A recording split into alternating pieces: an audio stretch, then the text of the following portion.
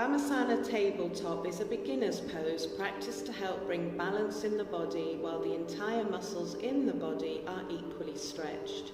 The gentle stretch is at the arms, shoulders, wrists, hips, core, thighs, knees and the spine, balancing and relieving tension.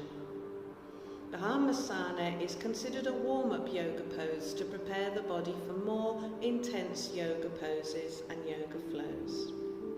So come to the floor on your hands and knees.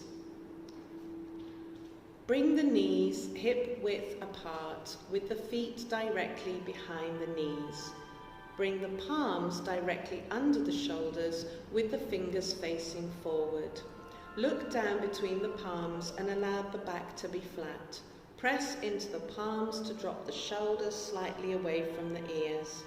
Press the tailbone towards the back wall and the crown of the head towards the front wall to lengthen the spine. Breathe deeply and hold the pose for a few breaths.